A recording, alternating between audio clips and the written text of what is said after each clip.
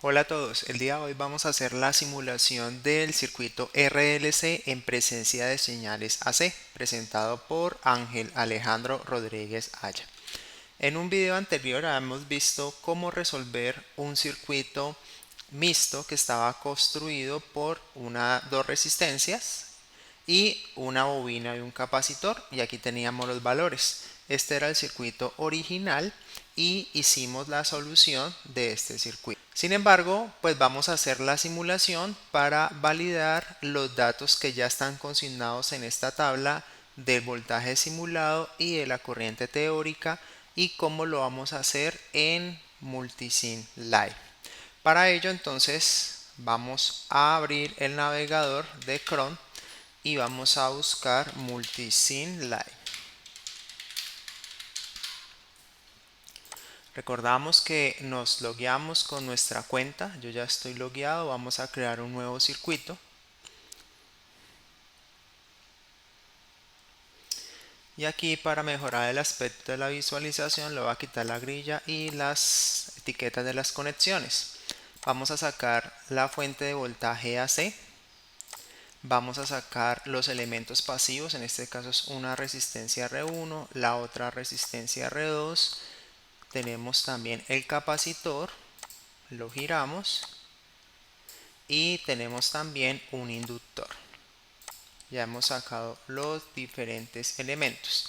Hacemos nuestras conexiones de cada uno de los elementos de acuerdo a nuestro circuito original. No olvidemos colocar la tierra al circuito para que el simulador sepa con qué referencia va a hacer sus cálculos para entregar los valores de voltaje y de corriente. Y hemos terminado de implementar el circuito. Ahora nos resta es cambiar los valores. La resistencia R1 es de 350 ohmios, sería acá 350 ohmios. La resistencia R2 es de 290 ohmios. El capacitor C1 es 12 nanofaradios. Escribimos acá 12 y la N minúscula. Y la bobina es de 550 microhenrios. 550, acá puedo dejar el micro que ya está, 550 microhenrios. Sin embargo, una explicación rápida: si se les llegase a borrar el micro, lo pueden reemplazar por la U, y él entiende que la U es microhenrios. Y ahora nos queda modificar el voltaje de la fuente. Recordemos que para nuestro ejemplo el voltaje de la fuente era 10 voltios pico, pero vamos a comprobarlo. Este era 10 voltios. Vamos a devolvernos al circuito original. 10 voltios a 120 kilohertz. Entonces acá sería 10 voltios pico. Acá nos solicita voltaje pico. Sería 10 voltios. Y la frecuencia es de 120 kilohertz. Y hemos terminado de implementar nuestro circuito.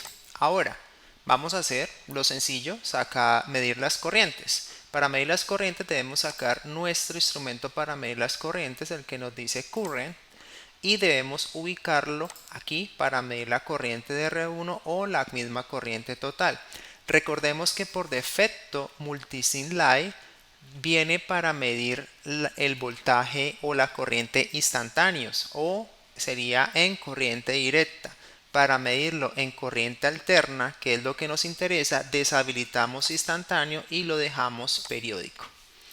Y podremos sacar nuevamente otro medidor para medir, por ejemplo, la corriente del capacitor, y tendríamos que hacer lo mismo: deshabilitar instantáneo y habilitar periódico. O, para facilitar, si ya tenemos un instrumento configurado en periódico, lo podríamos duplicar y lo colocamos acá. Automáticamente observamos que ya está configurado en periódico. Aquí ya mediríamos todas las corrientes que nos solicitan. Vamos a darle play a la simulación y le damos play. Miren, entonces la corriente total 18 miliamperios, 18,022 miliamperios. La corriente en R2 4.73 miliamperios nos da 4.71 miliamperios, 4.7107, acá lo tengo escrito. La corriente en L2 va a ser la misma, 4.7107 miliamperios, y la corriente en el capacitor es de 21.68 miliamperios. La corriente nos da 21.68,4 miliamperios simulada y teórica nos da este valor. Si nosotros revisamos, los valores están bastante cerca. En unos momentos vamos a sacar los errores relativos porcentuales. Ya hemos hecho las mediciones de las corrientes. Ahora vamos a hacer las mediciones de los voltajes. Entonces, para medir voltaje sacamos el medidor de voltaje y recordemos, cómo vamos a medir el voltaje en cada elemento, debo sacar su respectiva punta negativa. Aquí vamos a dejarlo de una vez periódico. Voy a duplicarlos para ahorrarme un poco de tiempo. Saco su punta negativa, duplico para ahorrar un poco de tiempo y saco la punta negativa. Puedo seguir duplicando y voy a sacar la punta negativa para que ya todos queden configurados con voltajes periódicos. Voy a darle play a la simulación y verificamos que el voltaje en R1 nos da 6,3078 voltios simulado. El voltaje simulado en R1 es 6,3078 voltios. El voltaje simulado en el capacitor es 2,3889. 2,3889 el voltaje en el capacitor. El voltaje en R2 es 1,3661, ya está consignado acá. Y el voltaje en la bobina es de 1,9598 o 1,9598. Y hemos encontrado todos los voltajes simulados y las corrientes simuladas de una manera sencilla con la ayuda del simulador Multisim Live, que yo les recomiendo este simulador porque nos puede servir para simular circuitos sencillos y básicos. No se compara con otros, por ejemplo con Proteus, no se compara con Multisim instalable, pero nos puede servir mucho. Si quiere, déjame en los comentarios si tienes alguna experiencia con otro simulador y me podrías decir qué otro simulador te parece mejor que este, o si definitivamente este te parece ideal para simular circuitos resistivos. Déjame en los comentarios que voy a estar atento a recibir cada uno de ellos. O si conoces algún simulador que no lo haya nombrado, déjame en los comentarios para poder investigarlos más adelante y de pronto compartirlos en futuros videos. Bueno, entonces ahora lo que vamos a hacer es encontrar los errores relativos porcentuales. Los errores relativos porcentuales los vamos a obtener de solo las magnitudes, no sobre los ángulos como tal. Primero que todo, la calculadora la tenía en números complejos, la paso a computación y ya estando en modo computación voy a hacer los cálculos. Recordemos, acá en la parte superior ya puse la fórmula del error relativo porcentual, es el valor teórico menos el valor simulado sobre el valor teórico. Esto, si nos da negativo, lo colocamos positivo porque es el valor absoluto y lo multiplicamos por 100. Entonces encontremos dos errores relativos porcentuales, por ejemplo el del voltaje teórico de R1 con respecto al voltaje simulado. Indicamos que solo vamos a trabajar la magnitud de la cantidad, entonces sería 6.30 voltios menos el valor simulado 6,3078, todo esto sobre 6.30. Y esto lo multiplicamos por 100. Nos dio negativo. Recordemos que si nos da negativo lo colocamos positivo porque es el valor absoluto, 0,12%. Y ahora hallemos, por ejemplo, el error relativo porcentual de la corriente de L1, esta que está acá abajo. Entonces vamos a hacer ese ejemplo para terminar. 4.73 miliamperios menos 4.7107 miliamperios sobre 4.73 miliamperios y eso lo multiplico por 100 y observamos que el error nos da del 0,40%. Aquí está, 0,40%. Bueno, y ahora se preguntarán cómo medimos los ángulos. Como es una tarea algo laboriosa, vamos a encontrar solo estos ángulos: el ángulo del voltaje simulado de la bobina y el ángulo de la corriente simulada de la bobina. Ya los había hallado previamente, puede ser que en estos momentos varíe un poco porque voy a volver a hacer la medición. Para ello necesitamos esta fórmula, tenerla muy en cuenta.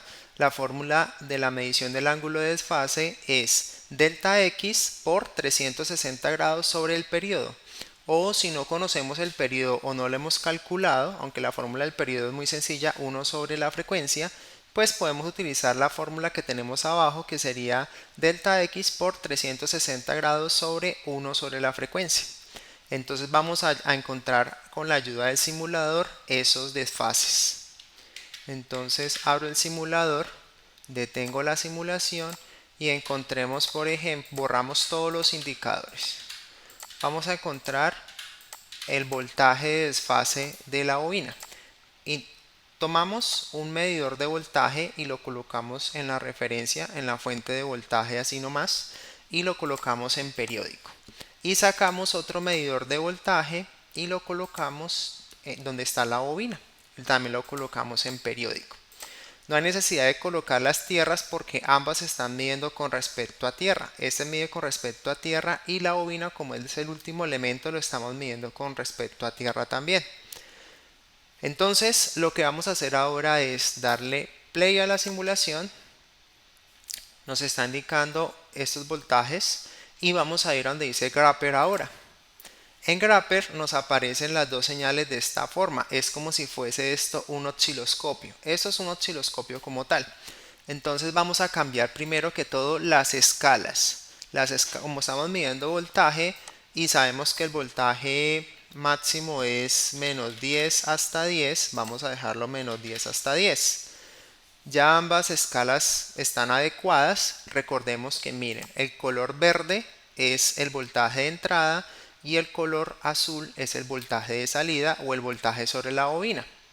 Entonces el color verde es el voltaje de entrada.